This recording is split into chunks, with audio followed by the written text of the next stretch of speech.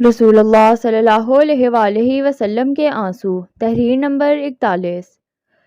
انبیاء علیہ السلام اور اہل اللہ کا خشیت الہی میں آنسو بہانا۔ حضرت نوح علیہ السلام کا نام نوح اس لیے پڑا کہ آپ کثرت سے نوحہ کرتے تھے، روتے تھے۔ حضرت داؤد علیہ السلام 40 روز تک سجدہ میں پڑے گر گراتے رہے۔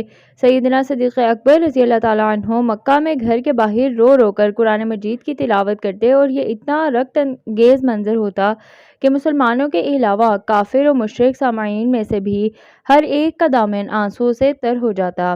سیدنا حضرت ابوبکر صدیق رضی اللہ تعالیٰ عنہ رسول اللہ صلی اللہ علیہ وآلہ وسلم کے سفر و حضر کے ساتھی تھے، آج قبر کے ساتھی اور کل حشر میں اور جنت میں بھی آپ صلی اللہ علیہ وآلہ وسلم کے ساتھ ہوں گے۔ انبیاء علیہم السلام کے بعد اگر سب سے زیادہ کسی کا مرتبہ ہے تو وہ ابوبکر صدیق رضی اللہ تعالیٰ عنہ ہیں۔ باوجود اتنی فضیلت کے آپ رضی اللہ تعالیٰ عنہ کے خشیت الہی کا یہ عالم تھا، فرمایا کرتے تھے کاش میں ایک درخت ہوتا جو کاٹ دیا جاتا۔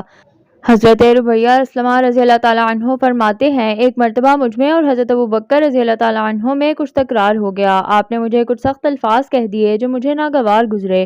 کچھ توقف کے بعد فرمانے لگے ربیہ رضی اللہ تعالیٰ عنہ تو بھی مجھ کو ویسا ہی کہہ لے تاکہ بدلہ ہو جائے۔ میں نے انکار کیا تو فرمانے لگے کہہ لو ورنہ میں حضور صلی اللہ علیہ وآلہ وسلم سے شکایت کروں گا۔ میں نے پھر انکار کر دیا تو آپ رضی اللہ تعالیٰ عنہ اٹھ کر چلے گئے۔ اسی اثنا میں بنو اسلم کے کچھ لوگ آئے اور کہنے لگے یہ بڑی عجیب بات ہے، خود ہی زیادتی کی اور خود ہی حضور صلی اللہ علیہ وآلہ وسلم سے شکایت۔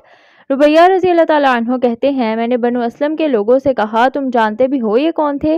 یہ ابوبکر صدیق رضی اللہ تعالیٰ عنہ تھے۔ اگر یہ ناراض ہو گئے تو رسول اللہ صلی اللہ علیہ وآلہ وسلم خفا ہو جائیں گے، اگر اللہ کے رسول صلی اللہ علیہ وآلہ وسلم ناراض ہو گئے تو اللہ تعالیٰ ناراض ہو جائیں گے، تو ایسے میں کیا ربیہ ہلاک نہ ہو جائے گا؟ حضرت ابوبکر صدیق رضی اللہ تعالیٰ عنہ دنیا میں ہی کہنے سنے کا حساب چکانا چاہتے تھے تاکہ قیامت کے دن باز پرس نہ ہو۔ یہ تھا اس ہستی کا خوف خدا جس کے بارے میں سید المرسلین صلی اللہ علیہ وآلہ وسلم نے آخری وقت فرمایا تھا میں سب کے احسانات کا بدلہ دے چکا ہوں لیکن صدیق کے احسانات کا بدلہ دنیا میں نہیں دے سکا، اس کے احسانات کا بدلہ آخرت کو ہی چکاؤں گا۔ ابن ابی دنیا میں ہے کہ ایک مرتبہ حضرت عمر رضی اللہ تعالیٰ عنہ رات کو شہر کے گشت کے لیے نکلے تو ایک مکان سے آواز آئی، کوئی مسلمان درد دل سے سورہ طور کی تلاوت کر رہا تھا۔